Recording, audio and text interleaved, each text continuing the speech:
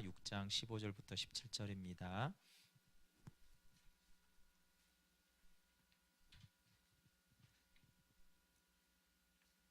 열왕기하 6장 15절부터 17절입니다.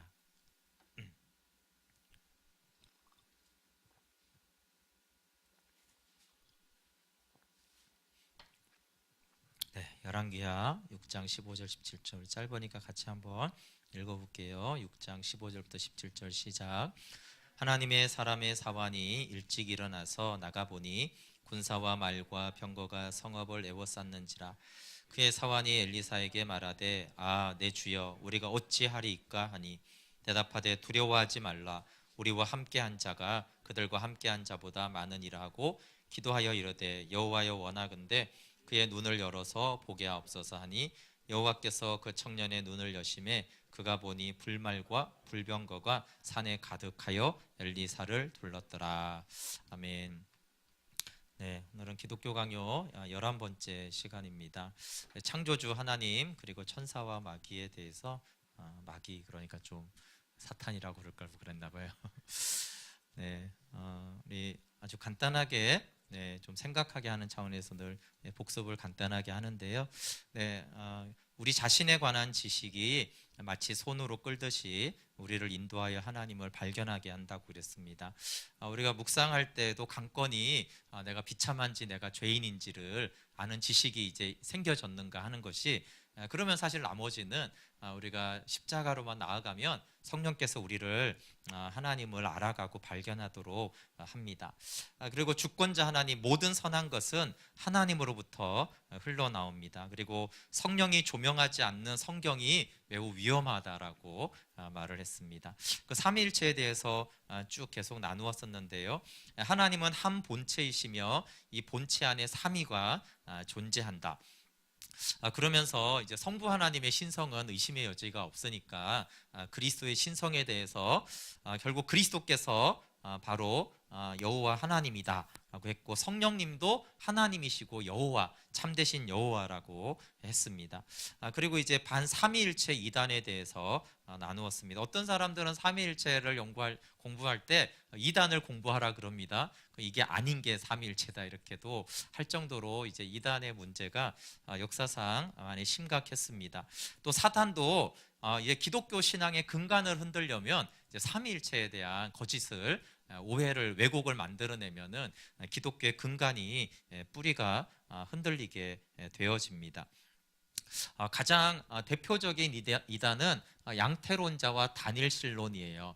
뭐 한자를 써가지고 말이 어려운데, 양태론은 지난주에는 그 세레베투스가 그렇게 말을 했다고 그랬고, 가장 보편적으로 한국에 많이 알려져 있는 것이죠. 제가 예를 든 대로 제가 조용호인데 교회에서는 목사고 집에서는 아빠고 학교 가면 친구다, 이렇게 한 사람인데 때에 따라서 태가 다르게, 모양을 다르게 나타난다 이런 거예요. 대표적으로 하나님에 대해서는 구약에서는 성부로 나타나시고 신약에서는 성자로 나타나시고 오순절 이후에는 성령으로 나타나신다. 그러니까 사실은 이렇게 한 하나님을 말하는 것이에요. 그러니까 모양을 다르게 해서 나타난다, 이런 것들이 이제 가장 많은 이단이었고, 한국 교회도 가장 많은 이런 생각들이 깔려 있습니다. 두 번째는 이제 단일신론이라고 그랬어요. 꼭 삼위일체 같은데 가만히 들어보면 성자와 성령 하나님의 신성에 대해서 이렇게 격화시키는 내용이 결국은 단일신론입니다. 발렌티노 장틸이 칼빈 시대 때 있었다고 그랬죠. 그가 하나님이 성자와 성령을 지으시고 이들에게 자신의 신격을 주입했다. 굉장히 헷갈릴 수 있는 거예요, 그렇죠? 그냥 나았다 이렇게 말을 하니까 성부가 성자와 성령을 지으시고 성자와 성령에게 하나님의 신성을 주입했다, 이렇게 해서 성부가 유일한 본질의 수요자가 되기 때문에 이것은 결국 성부만이 하나님이 되는 것이에요. 그렇게 되면 성자와 성령은 피조물이 되기 때문에 이것이 이제 단일신론입니다. 그래서 이제 중요한 것은 동일 본질이에요. 하나님의 신성에 대해서는 동일하다라는 것이고, 기원에 대해서 기원이 없습니다. 아들을 낳았다라고 했을 때 그것은 기원에 대해서 말을 하는 것이 아니고 그것이 위의 근원이 위격의 아들의 위격의 근원이 성부 하나님이라는 것이에요. 시작을 말하는 게 아니라는 것이에요. 그래서 성부, 성자, 성령 세 하나님은 시작이 없으신 거예요. 근데 마치 이제 성부가 먼저 있었고 시간 순서적으로 성자가 있었고 이렇게 말하는 것들이 이제 단일신론이 되어집니다. 그렇지만 이제 순서와 지위에 있어서는 신성의 근원이 성부에게 있다라고 했어요, 그렇죠? 그러나 성자의 본질에는 기원이 없고 그의 위의 근원은 하나님 자신이다. 네, 말이 어렵나요? 네. 그냥 간단하게 말하면 성부, 성자, 성령님의 신격과 신성은 동일합니다. 그래서 신성을 누구에게 주고 받고 이런 것이 없는 것이에요. 근데 이제 순서와 지위에 있어서는 성부, 성자, 성령이 이렇게 순서적으로 있는 것입니다. 그래서 이제 칼빈이 계속적으로 왜 성자의 신성과 성령의 신성을 말하냐 하면 성부, 성자, 성령이 동일하다는 것을 계속 얘기하려고 하는 거예요. 그래서 그냥 이렇게 동일하다, 동일 본질이다 이러면은 너무 그게 사실은 추상적이니까 성부 하나님도 만군의 여호와고, 그렇죠? 성자 하나님도 만군의 여호와다. 성령님도 하나님이시고 만군의 여호와이시다. 이렇게 동일하게 이제 구약에 나타난 여호와라는 스스로 존재하시는 그분이 성부도 되고 성자도 되고 성령으로도 된다는 거예요. 또 세 하나님을 다 부르는 호칭일 수도 있는 것입니다. 그래서 하나님 이렇게 말할 때 그것이 꼭 성부 하나님만을 말하지 않고 그것이 성자 하나님을 말하는 것이기도 하다라고 했습니다. 네, 오늘은 이 창조주 하나님과 천사와 마귀에 대해서 좀 살펴보려고 하는데요. 삼위일체 하나님에 대해서 말씀하고 이제 인간의 본성에 대해서 말하기 전에 잠시 천사에 대해서 좀 언급을 하겠다 이렇게 말하고 있습니다. 왜냐하면 이 성경에 이제 천사와 마귀에 대한 것이 있고 사람들이 또 굉장히 궁금해하는 주제이기도 해요. 그리고 이제 오해도 있기 때문에 그래요. 오해. 어떤 오해가 있냐면 이것이 이제 마니교, 어구스틴이 한때 마니교를 믿었는데 이 마니교에서 하나님은 선한 것들의 기원이며 악한 성질의 창시자는 사탄이다 이렇게 하는 거예요. 하나님과 이렇게 사탄을 동등하게 사실은 놓는 거예요. 그래서 제가 이렇게 그림을 찾다가 그 굉장히 안 좋은 그림이 하나가 있는데 이해는 되지만 사탄하고 예수님하고 팔씨름하는 그림이 있어요. 굉장히 이게 이제 맞는 것 같지만 굉장히 이게 왜곡된 문제가 있는 그림이에요. 이게 사실 마니교적인 어떤 거거든요. 선한 것의 기원은 하나님이고 악한 것의 기원은 사탄이다. 그러니까 선과 악이 싸우는데 선의 대장 하나님, 악의 대장 사탄 이렇게 해가지고 그런 것들이 이제 마니교가 이단으로 있는 것이에요. 그것이 아니라 인간과 사탄의 죄는 본성에서 나오지 않고 본성의 부패에서 나온다는 거예요. 사단의 본성, 창조된 사탄에게서 악이 나온 게 아니라 사탄의 부패에서 악이 나온 거라는 것이에요.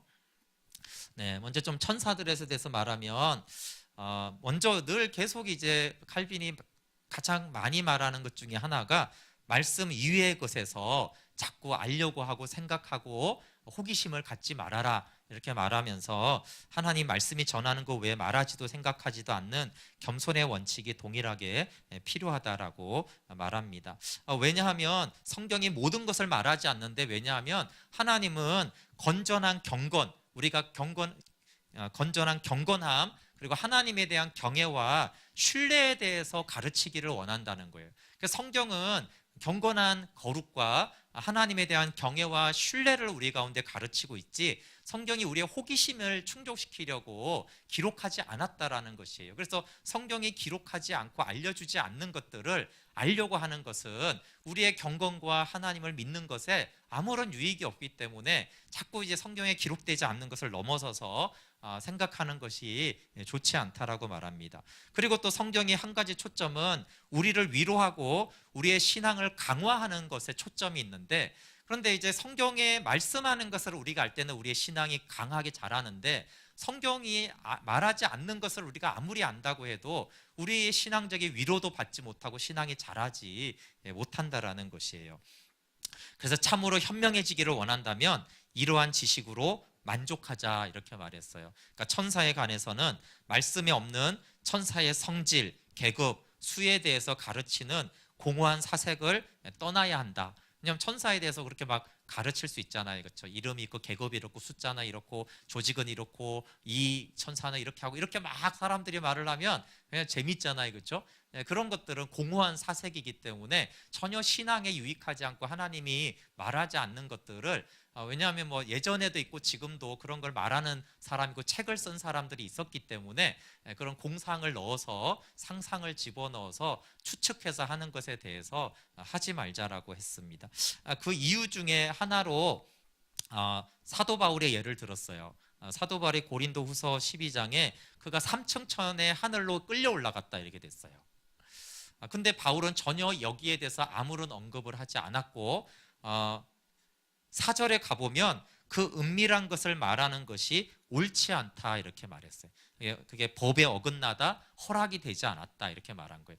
그러니까 바울이 다 알았다고 해서 바울은 자기가 직접 본 것도 말하지 않았는데 왜 어떤 이들은 자기가 보지도 못하고 성경에 없는 것을 마치 아는 척 가르치는 척 하는 것들이 옳지 않다라는 것이에요. 그래서 바울은 그걸 다 봤지만 자기는 이것을 하나님이 허락하지 않았다 이렇게 말씀했어요. 그래서 성경에 하나님도 그렇지만 때로는 하나님의 종들도 보고 들은 것을 다 기록하지 않았다라는, 왜냐하면 그것이 우리에게 유익이 되지 않는 것들은 기록을 하지 않았다라는 것이에요. 그래서 하나님이 삼청천을 다 보여주고도 바울에게 그것은 말하지 말아라, 기록하지 말아라 이렇게 했다라는 것이에요.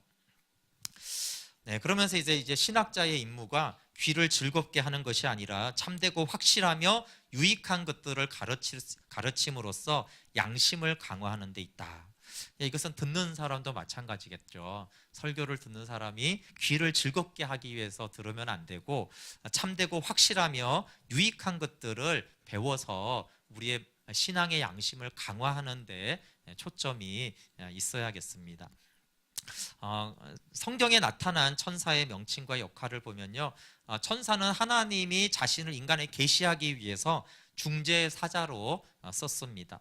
청군, 권세, 정사, 주관하는 자, 왕들과 통치자들 이렇게 하면서 하나님의 대리자로도 썼죠. 근데 이제 천사의 역할이 이제 가장 중요한데 천사의 첫 번째 역할은 그리스도를 섬기는 거였어요. 광야에서 예수님이 금식한 뒤에 천사들이 수종 들더라 이렇게 그리스도를 섬겼죠. 또 겟세마네 동산에서 이제 제자들이 다 자고 그럴 때 그때 누가복음 22장 43절 천사가 하늘로부터 예수께 나타나 힘을 더하더라.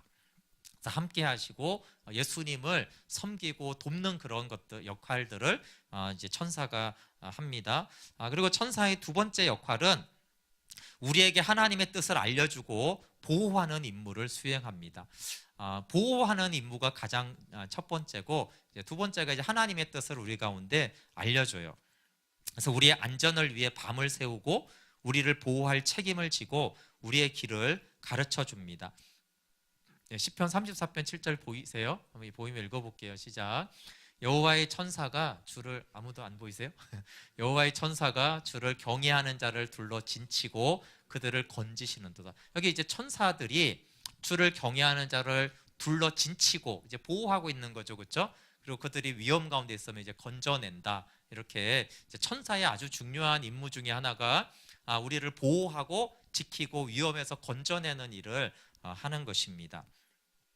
이것은 이제 성경에 많이 나오는데 예를 들어서 아브라함은 종에게 천사가 그의 여행길을 인도해 줄 것이다라고 약속을 했고 또 천사는 이스라엘 사람의 진을 보호하도록 명령을 받았어요. 여러분 이제 홍해를 건너기 전에 이렇게 바로가 쫓아오면 여호와의 사자가 이렇게 뒤로 가는 거예요. 천사죠. 천사가 이렇게 바로가 해치지 못하도록 딱 막아서거나 이런 것들을 이렇게 했어요. 그래서 이제 진을 이렇게 둘러싸고 이제 보호하는 그런 것들을 천사들이 했습니다. 그리고 이제 부활을 여인들에게 알려주었고 또 재림할 것, 사도행전에 주님이 올라가실 때 이대로 올 것이다라고 제자들에게 이제 또 알려줬죠. 재림에 대해서. 그리고 이제 우리를 보호하기 위해서 그냥 수동적으로만 이렇게 보호하는 것이 아니라 때로는 이제 원수들을 공격하여 싸우죠. 뭐 예를 들어 바로는 그때는 이제 지키기만 했지만 바로를 공격해서 치는 그런 원수 마귀와 싸우는 대항하는 일들도 합니다. 그리고 이제 우리를 해롭게 하는 자에게 하나님의 보복을 수행합니다. 왕하 열왕기하 19장 35절에 보면 예루살렘의 포위에서 건져내기 위해서 하룻밤에 아수르 진영 18만 5천 명을 천사가 이렇게 죽이죠. 그렇게 보호하는 임무부터 적극적으로 공격을 해서 우리를 보호하는 역할을 합니다. 수호 천사에 대해서도 잠깐 말을 해놨어요. 특수한 천사들이 왕국과 지방을 다니엘서 보면 이제 임명되었다, 보호하도록 그렇게 돼 있고, 마태복음 18장 10절에 보면 삼가 이 작은 자 중에 하나도 업신여기지 말라 너희에게 말하노니 그들의 천사들이 하늘에서 하늘에 계신 내 아버지의 얼굴을 항상 배옵느니라. 네, 우리 어린이를 안전하게 이렇게 위탁받은 어떤 천사가 있다라는 것을 암시하는 것이죠. 그래서 어린이들을 하나님께서 이렇게 보호해 주셔서 많은 위험에서 지켜주신다라고 말씀하고 있어요. 그런데 칼빈은 개인 수호 천사는 아는 바가 없다 이렇게 이제 얘기해 놨어요. 분명히 수호 천사는 있는 거예요. 우리를 보호해주고, 성경이 분명한 바는 모든 천사가 한 마음으로 우리의 구원을 지켜준다.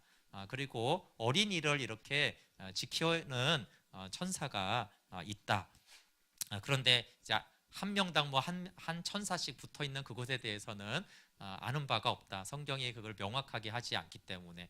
그런데 오히려 한 사람에게 한 명의 천사가 있는 것이 아니라 모든 천사가 우리를 돌보고 지켜주기 때문에 사실은 더 우리를 안전하게 보호하는 임무를 천사가 수행하고 있다라고 하고, 천사의 계급과 수에 대해서는 뭐 이 칼빈이 개인적으로 뭐 미가엘, 가브리엘 이런 거에 대해서 이건 계급이 아니라 우리의 능력의 약함 때문에 천사들에게 적용된 것으로 보인다 이렇게 했고, 천사의 수는 막대하다. 12형 더 되는 천사도 있고, 또 다니엘서 7장 10절에 천천히요 만만이다 이렇게도 말을 했기 때문에 그럽니다. 그리고 이 영들은 형체가 없다는 얘기도 해요. 여러분, 영들은 형체가 사실은 없습니다. 우리가 하나님의 뭐 오른손 그러는데 하나님은 오른쪽 왼쪽도 없어요. 영이기 때문에. 그러니까 천사도 영이기 때문에 원래는 형체가 없어요. 근데 이제 주로 날개를 가진 것으로 이렇게 표현이 되는데, 그것은 실제로 영이 그런 형체를 가진 것이 아니라 역할에 대한 뜻인데, 이 천사들이 항상 우리를 돕도록 준비되어 있다라는 그런 의미로 이제 날개를 가지고 있는 것으로 표현을 하고 있다. 네, 당연한 거지만 이제 천사와 마귀는 단순한 관념이 아니라 실제적인 영의 실제적인 존재들이다 이렇게 말을 해놨고요. 굉장히 이제 중요한 부분이 신적 영광은 천사들에게 속하지 않았다라는 것이에요. 천사에 대한 이제 문제가 이제 두 가지가 있죠. 하나는 천사나 마귀를 어떤 관념, 실제가 아니라고 생각하는 것이 문제고, 또 이게 이제 실제라고 생각했을 경우에 이제 가장 큰 문제가 생기는데, 어떤 게 있어요? 아까 이제 뭐 수호 천사 이러면 이제 막 관심이 생기잖아요, 그렇죠? 그래갖고 이제 매일 이제 아이들이 이제 천사에게 기도를 하는 거예요. 또 우리도 천사님 우리 애를 돌보아 주세요 이렇게 하는 것이에요. 천사에 대한 문제점은 천사들이 모든 축복의 공급자라고 하여 환심을 사는 미신이라는 거예요. 그래서 하나님의 말씀과 반대로 헤아릴 수 없는 종기가 천사들에게 주어졌습니다. 뭐 지금 한국교회는 안 그러지만 그런 때가 많았죠. 천사를 기도하고 천사를 숭배하고 천사를 높이고, 이것이 아주 악하고, 그래서 이렇게 말하고 있어요. 오늘날 우리가 싸우고 있는 악 중에서 이보다 더 오랜 것은 없다.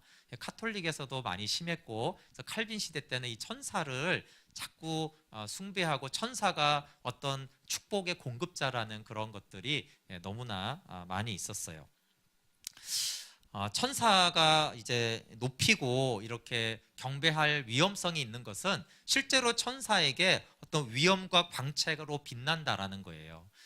그래서 경배하기 쉽지만 천사는 결코 경배를 받지 않습니다. 여기 계시록 19장 10절에 보면 요한도 이 천사가 너무나 대단해서 경배하려고 했어요. 그러니까 그만큼 이제 천사의 위엄도 빛도 대단하다라는 거예요. 능력도 하룻밤에 18만 5천 명을 죽이고 그러니까 어떤 권세도 대단하죠. 그렇지만 나는 너와 및 예수의 증언을 받은 내 형제들과 같이 된 종이니 삼가 그리하지 말고 오직 하나님께 경배하라. 네, 어떤 천사가 나타나서 나에게 경배하라 그러면 반드시 사탄인 것이죠. 네. 그래서 신적인 영광을 천사에게 돌려서는 안 된다라는 것이에요. 그리고 이제 하나님이 천사를 사용하는 것은 자신을 위해서가 아니라 우리를 위해서 사용하십니다. 하나님의 필연성 때문에, 그러니까 천사를 사용해야만 되기 때문에 천사를 사용하는 것이 아닙니다. 하나님이 왜 천사를 사용하냐 하면 우리의 약함을 위로하기 위해서 천사를 사용하는 것입니다. 천사가 있다라는 것이 우리에게 선한 소망을 갖게 하거나 안전에 대한 확신을 가지게 하기 때문에 그렇습니다. 그런데 우리가 생각하기에 아니 주님이 전지전능하시고 모든 것을 아시는 무소불위하신 하나님이 스스로 우리의 보호자라고 했는데 그것으로는 충분치 하지 않는가라고 했을 때 아니 그것으로 충분하죠. 하나님이 우리의 보호자라고 하신 하나로 충분합니다. 그리고 왜 굳이 하나님이 우리를 보호하면 되지 천사에게까지 우리를 보호하라고 했는가라고 했을 때 우리 때문에 그러는 것이죠. 우리가 하나님 한 분의 보호로 충분한데 우리가 이제 세상을 살아보면 너무 많은 위험이 있고 너무 해로운 것이 많고 너무 원수들의 종류가 너무나 많은 것이에요. 그런데 이런 위험이나 대적들은 너무나 많은데 우리가 은혜의 임재를 하나님의 임재를 인식하지 못하게 되면 어떻게 되죠? 우리가 너무 유약하기 때문에 우리가 공포와 절망에 떨어지기 쉽다라는 것이에요. 그래서 주님은 우리를 친히 돌보신다고 약속하시고는 무수한 보호자에게 명령하신 것이죠. 그래서 어떤 위험이 닥쳐와도 우리를 모든 해악의 위기에서 벗어나게 하십니다. 그 대표적인 본문을 오늘 저희가 읽었어요. 열왕기하에 엘리사의 게하시에 대한 사환에 대한 얘기거든요.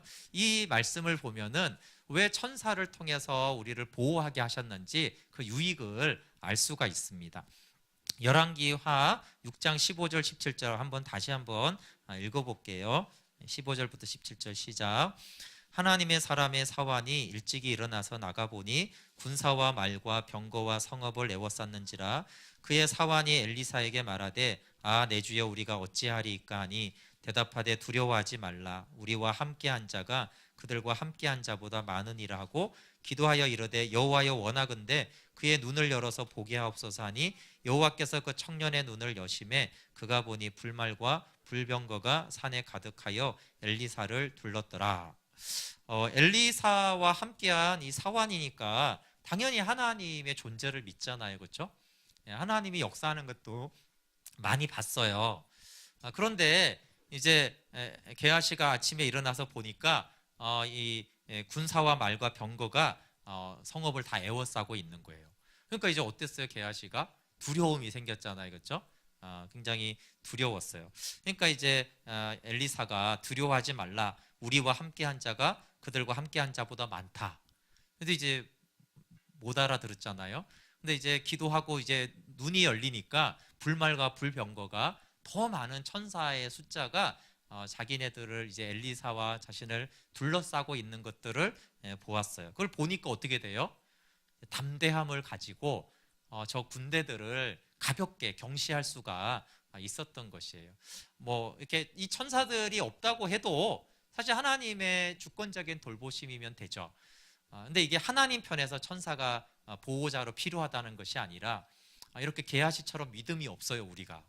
근데 당장 눈에 보이는 적들은 많고 그들은 중무장하고 있고 그러면 이제 우리가 어떻게 돼요? 우리가 두려워하고 우리가 큰일 났다 하면서 떨게 되는 우리의 그 연약함 때문에 연약함 때문에 엘리사가 게하시의 눈을 열어가지고 이제 보게 한 것이잖아요, 그렇죠? 이제 그런 역할로 천사들을 하나님이 사용하신다라는 것입니다. 그래서 하나님이 필요해서 필연성 때문에 사용하는 것이 아니라 우리의 연약함을 위하여서 우리의 믿음을 더 새롭게 더 안전함을 신뢰하게 하려고 천사로 하여금 우리를 보호하게 하십니다. 근데 이제 천사가 있으면은 이런 그 고민을 할 수가 있어요. 천사는 우리가 주님만을 바라보는 것을 이게 제가 하지 않았네요. 천사는 우리가 주님만을 바라보는 것을 방해하지 않습니다. 왜냐하면 이제 또 천사가 이제 우리를 보호한다니까 그러면 우리가 주님만 바라보고 주만 의지하라고 그랬는데 그럼 이제 천사도 우리가 의지하고 뭐 그래야 되는가라고 하는 거에 대해서 전혀 그렇지 않다라는 것이에요. 주님이 천사로 돕게 한 이유는 무수한 원수들이 주의 도움보다 우세한 것처럼 원수들 때문에 두려워하지 않도록 하기 위함이에요. 그러니까 엘리사의 말대로 우리와 함께한 자가 저와 함께한 자보다 많다 이런 것이죠. 그래서 하나님의 도우심이 더 가까이 있다는 것을 확신시키기 위해서 세운 천사 때문에 하나님과 멀어지게 된다라면 얼마나 어리석은 것인가라는 것이에요. 이해 가시죠? 하나님의 도우심이 더 가까이 있다라는 것을 알려주려고 천사로 보호하게 한 것인데 그 천사 때문에 하나님과 멀어지고 중간자가 있으니까 그런 것은 얼마나 어리석은 것인가라고 하는 것입니다. 그래서 천사들은 하나님을 우리의 유일한 원조자로 바라보게 합니다. 그래서 여러분 천사가 우리를 보호한다고 해서 천사에게 기도하거나 천사에게 간구하거나 천사에게 막 부탁하지 않아도 돼요. 하나님은 자신의 영광을 천사와 결코 나누지 않습니다.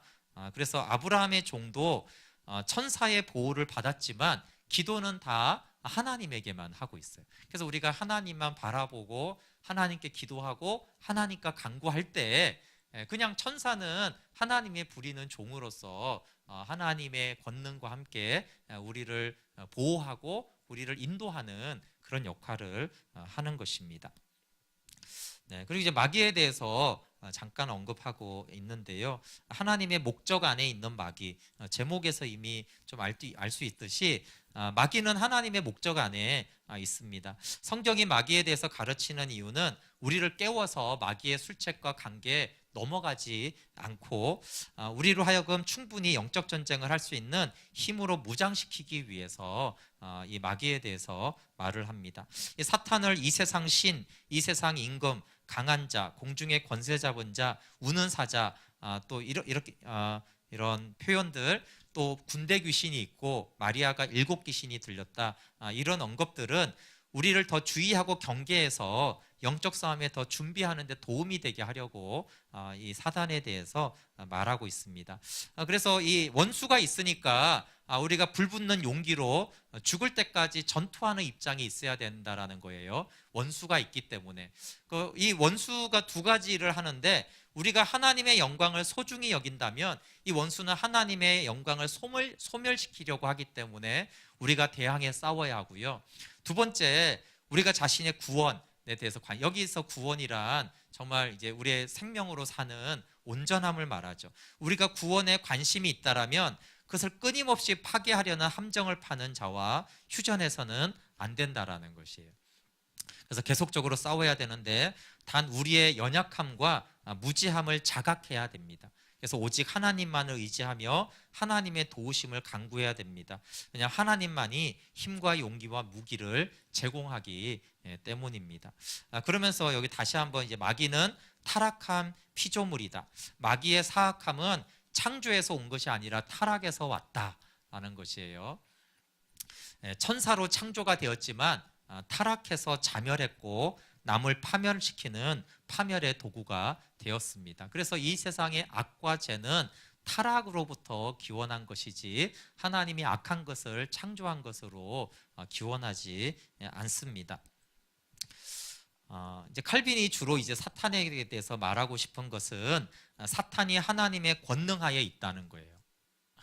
이 부분은 우리가 아까 이제 시작도 악의 시작도 사탄이 기원이 아니고 사탄이 타락이 이제 제 기원이라고 했잖아요.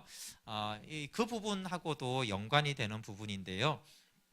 사단은 하나님의 의지와 허락이 없이는 아무 일도 할 수 없음을 확고하게 해야 됩니다. 그래서 이제 하나님과 마치 사탄이 대등한 관계로 싸운다거나 이렇게 생각하는 것은 굉장히 큰 오해고, 이 사단을 생각할 때 첫 번째 중요한 지식이 뭐냐 하면 사탄은 하나님의 의지와 허락 없이 아무것도 할 수 없다라는 것이에요.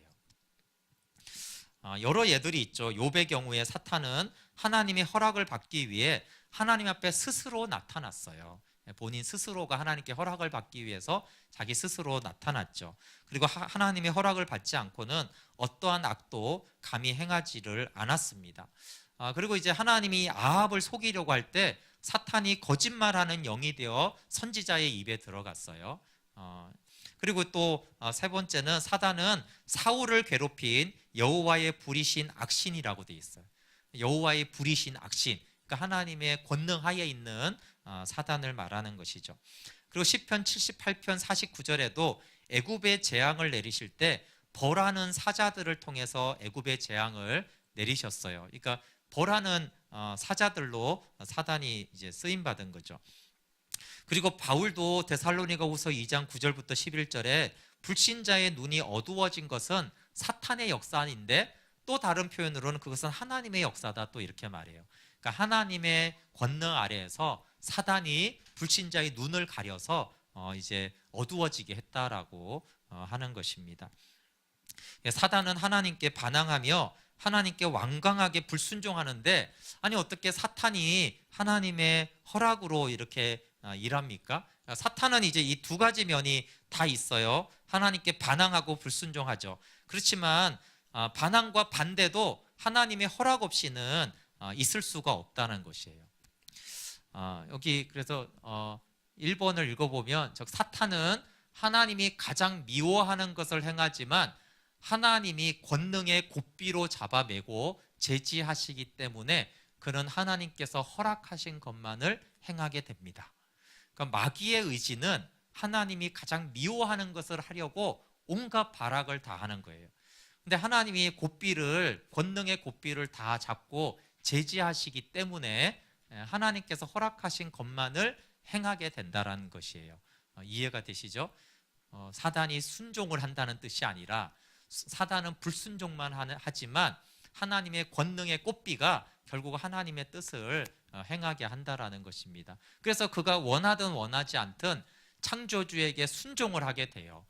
그것은 하나님께서 그에게 재촉하실 때 언제든지 하나님의 명령대로 행하지 않을 수 없기 때문입니다. 그래서 피조물이기 때문에 사탄은 창조주 하나님의 고삐와 권능과 하나님이 명령하실 때 그대로 되어질 수밖에, 그것을 원해서 되는 것이 아니라 원하지 않아도 하나님의 주권적인 권능 아래에서 결국은 하나님의 뜻대로 할 수밖에 없는 존재가 마귀라는 것이에요.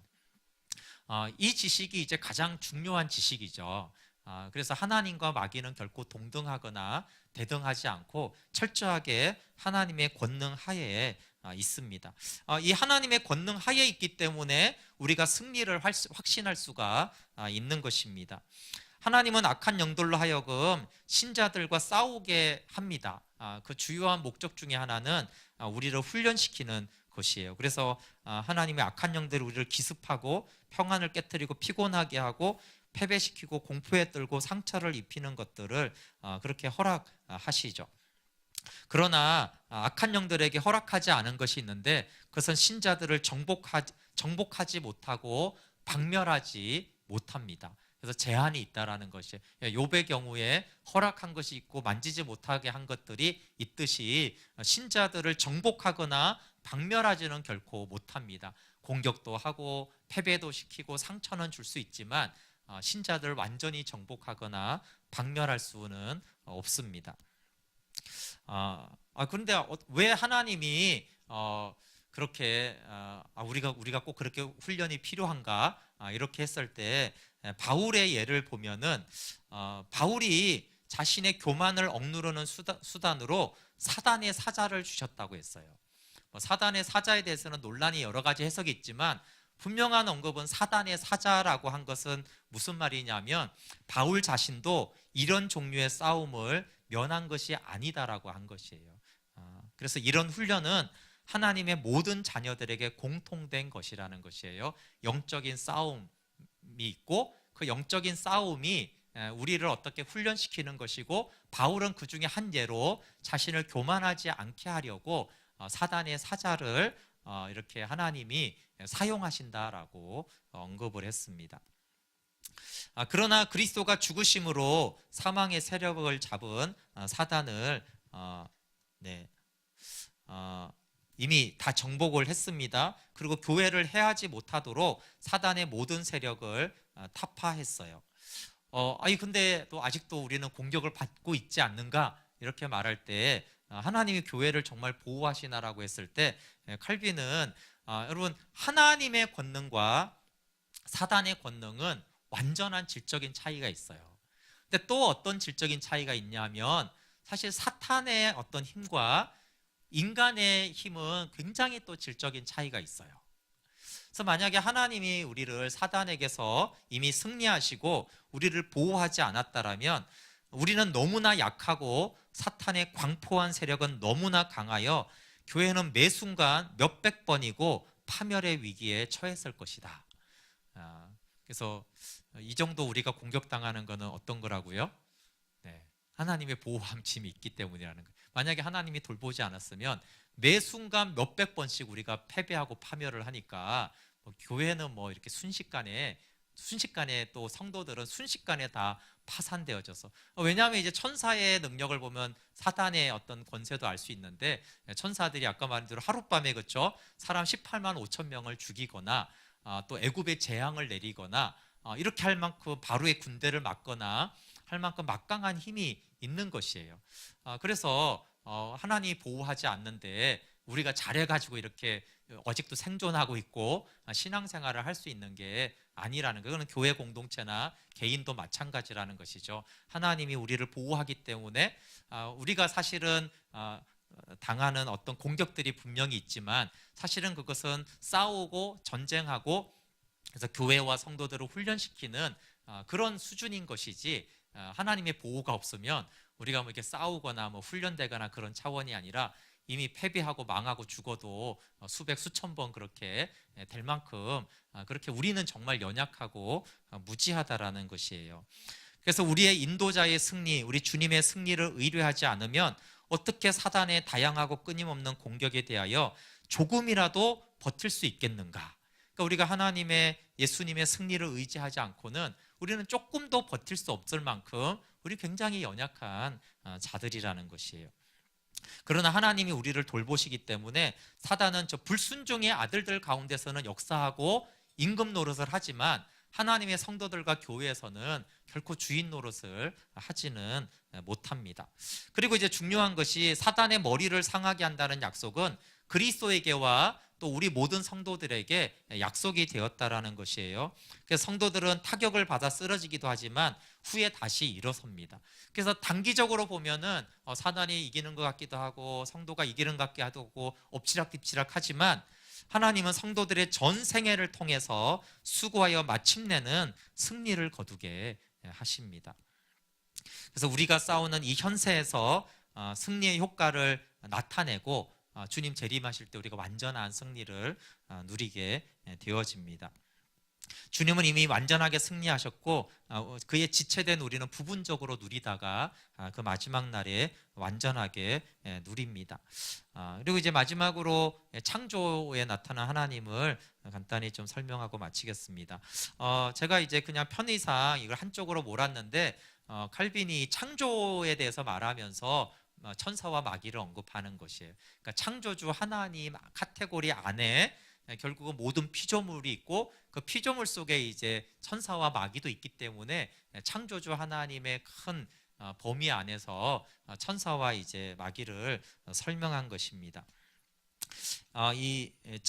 인간의 동일하게 여기에서도 인간의 사색으로는 창조의 행위의 참뜻을 살필 수도 없고 살펴서도 안 된다라고 계속 말해요. 그래서 칼빈이 많이 강조하는 것은 하나님이 우리의 신앙의 겸손을 시험하기 위해서 의도적으로 감춘 것을 알려고 하는 것은 유익하지 못하다. 그러니까 하나님 왜 이런 걸 성경에 말 안 했지 하는 것은 우리의 겸손을 시험하기 위해서 한 것이라는 것이에요. 그래서 그것은 알려고 하지 말아야 된다. 그러나 동시에 반드시 성경을 알아야 되는데 왜 성경을 통해서 우리가 하나님을 알아야 되냐면 마치 인간의 무지함은 시력이 약해진 사람과 같다는 거예요. 시력이 약해지면 저도 이제 안경을 쓰고 있잖아요, 그렇죠? 안경을 안 쓰면 이제 안 보인다는 거죠. 멀리 있는 아니면 걸자가 안 보이잖아요, 그렇죠? 그처럼 인간은 너무 무지해져서 성경이 아니고서는 볼 수가 없다는 거예요. 그러니까 성경을 본다는 것은 마치 안경을 쓰고 보는 것처럼 하나님을 알게 하고 이게 벗으면 이제 앞이 안 보이듯이 성경을 안 보이면 이제 희미하고 혼란스러워서 우리가 하나님을 알 수가 없습니다. 호기심을 버리고 하나님이 우리를 제한하기를 원하는 울타리 안에 즐거이 머물자 이렇게 말했어요. 하나님이 우리를 제한하기를 원하는 울타리 안에 즐거이 머물자. 무슨 말인지 알겠죠? 우리의 생각이나 지식에 대해서 성경의 울타리를 넘어서지 않는 즐거움을 누리자라고 했습니다. 그 1500년대에 이렇게 질문한 사람이 있었나 봐요. 그 질문이 사실은 많은데 그 중에 하나가 공간이 하늘보다 100배나 더 컸으면 하고 하나님께 아랜다면 이 건방진 언동에 대해 모든 경건한 사람이 혐오하지 않을 수 있겠는가? 그러니까 칼빈은 이제 공간이 하늘보다 100배나 컸으면 좋겠다 이렇게 하는 것이 너무 혐오스러운 말이라는 거예요. 근데 이제 오늘날에는 과학이 우리가 이 대기권보다 우주가 훨씬 크다는 걸 알잖아요, 그렇죠? 그러니까 하나 어차피 과학으로 알려주실 수도 있는데 호기심이 때 되면 납니다. 근데 이 호기심은 저한테도 굉장히 제가 중요했는데 이제 그냥 교회를 다니면서 하나님을 알아가는 거 말고 제가 처음으로 이제 복음의 어떤 좀 큰 부분을 제가 깨닫게 되었을 때 1995년 1월 첫째 주였는데 그때 하나님이 제가 정말 궁금해하던 것들에 대해서 여러 가지를 알려주셨어요. 특히 십자가와 복음에 대해서 궁금한 것들에 대해서는 알려주셨는데 근데 이제 제가 그거를 이제 알고 은혜를 받고 내가 죄인이고 주님이 이렇게 십자가에서 날 사랑하셨구나 이런 걸 제가 깨달은 다음에 너무 은혜를 받고 나서 제가 그 다음 주에 또 이제 호기심이 생기는 거예요. 또 궁금한 것도 생기고 그럴 때 하나님이 제 마음에 주신 것은 또 그렇게 궁금한 걸 꼭 알아야 되겠냐? 알아야 된다라면 때가 되면 다 알게 될 것이고 알아야 되지 않아도 된다라는 것이면 몰라도 되는 것이에요. 그래서 제가 그런 마음이 들어서 네 하나님 제가 이제 더 이상 쓸데없는 질문을 하지 않겠습니다. 호기심적인 질문을 하지 않겠습니다. 이렇게 기도하고 사실 그 뒤로는 별로 그 호기심이 별로 중요하지 않다라는 것을 알게 됐어요. 근데 이것은 사실 굉장히 우리가 일반적인 지식이거든요. 네, 우리 위리미가 수학과 나와서 지금도 우리 교회 고등부 아이들을 가르치고 있어요. 근데 이렇게 예를 들어 수학을 가르치면 애들이 쓸데없는 걸 궁금해할 때가 있어요. 예를 들어서 중학생이 고등학교 거를 얼핏 들었다면 뭐 갑자기 미적분이 뭐냐? 선생님이 해줄 수 있는 말은 뭐예요? 때가 되면 알게 돼. 그렇죠? 지금은 사실 알려줄 수도 없고 알려줘도 사실 되게 편법적인 이상하게 가르쳐 주는 것이죠. 그러니까 사실은 선생님 입장에서는 아이들이 알아야 될 것을 궁금해하는 것은 공부에 도움이 되는데 지금 알아도 될 필요도 없고 알 수도 없는 것들을 질문하는 것은 그런 호기심은 전혀 중요하지 않거든요. 초등학교 5학년이 미분을 알고 싶어요. 그것을 알지 않는 이상 저는 더 이상 배울 수가 없어요. 분수를 왜 알아야 돼요? 저는 미분을 알아야지 그 다음부터 분수를 배울 거예요. 뭐 한 대 맞아야죠, 그렇죠?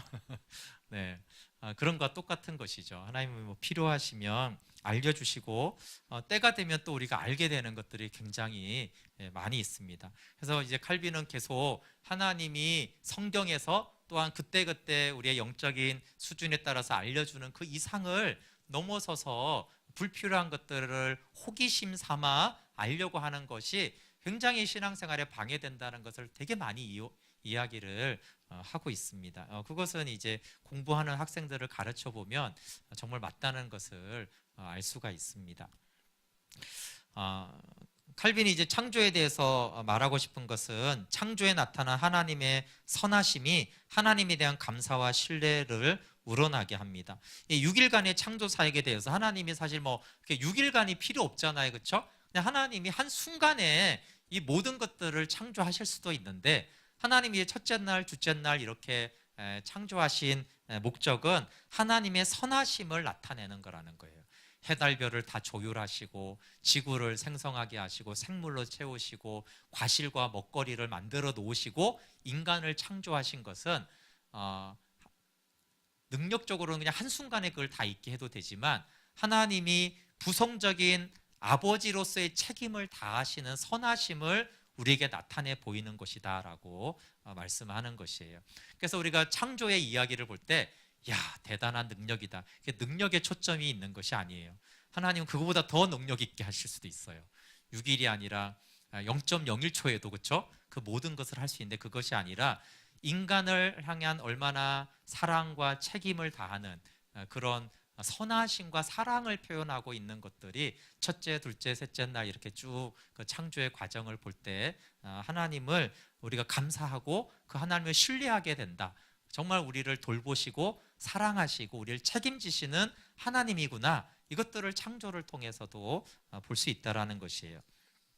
그래서 하나님을 천지의 창조주로 부를 때 그냥 창조했다 이렇게만 보면 안 되고 그분의 솜씨와 권능으로 만물을 분배하고 붙들고 계시고 우리가 하나님의 자녀로 받아들여져서 창조주 하나님의 성실한 보호 속에서 양육과 교육을 받고 있다라는 자녀임을 고백하는 것이 창조주 하나님을 고백하는 것이고 또 우리는 모든 축복의 충만함을 오직 하나님에게서만 기대하고 하나님 외에는 어떤 누구에게도 우리의 소망을 두어서는 안 됩니다. 우리가 원하는 것은 무엇이든지 하나님께 구하며 우리에게 베풀어진 유익한 것들을 모두 다 하나님께로부터 오는 축복으로 인식하고 감사한 마음으로 고백해야 합니다. 네, 여러분 가장 대표적으로 월급은 누가 주죠? 하나님이 주는 것이에요. 예. 이 사장이 준다. 이렇게 생각을 하면 틀린 것이에요. 물론 일부분 맞죠. 하나님이 이 회사를 통해서 나에게 재정을 월급을 줬다 이렇게 말하는 것이 맞는 것이에요. 그리고 누군가가 나에게 친절을 베풀고 그렇죠? 나에게 좋은 어떤 선물을 주면 어떻게 이해해야 돼요? 저 사람이 나에게 너무 중요한 선물을 줬다. 이렇게 하면 안 되고 어떻게 해요? 하나님이 이 사람을 통해서 나에게 생일 선물을 줬구나 이러라는 거예요.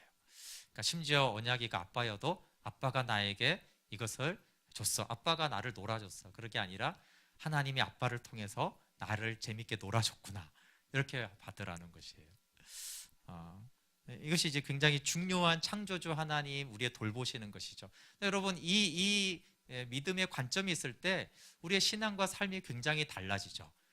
여러분 하나님이 이 회사를 통해서 재정을 주실 때 사실 그 회사는 하나님이 쓰시는 회사니까 되게 중요한 회사가 되는 거예요. 오히려 악하고 그렇죠? 착취하는 회사가 아니라 하나님이 이 회사를 통해서 이 사람을 통해서니까 하나님이 쓰시는 사람이잖아요. 그렇죠? 그러니까 중요한 오히려 사람이 되는 것이에요.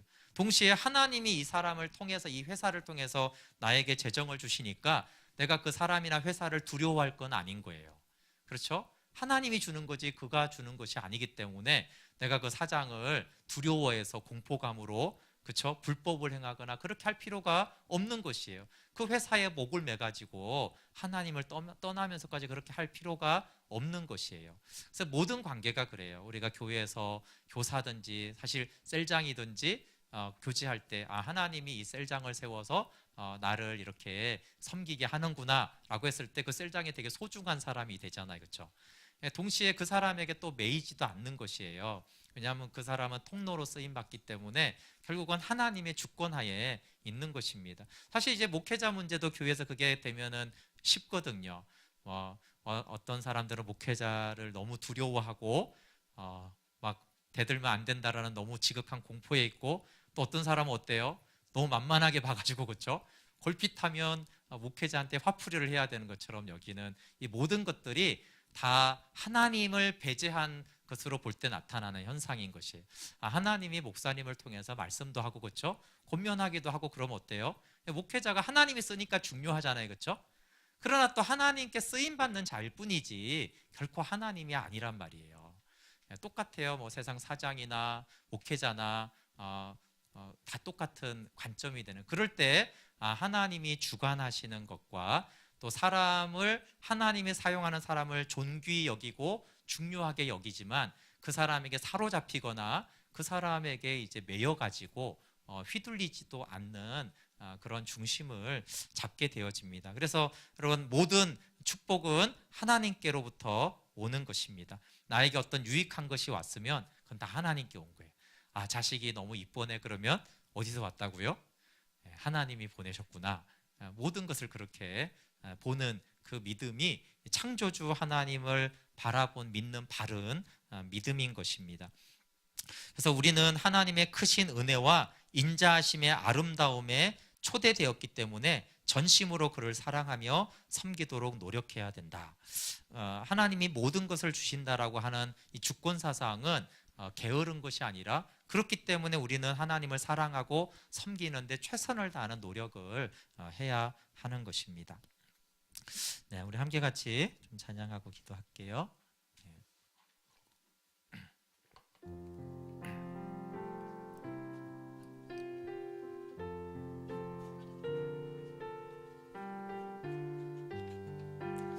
네, 오늘 하나님이 여러 가지로 말씀하신 것 중에 특별히 좀 보호하심에 대해서 말씀하셨는데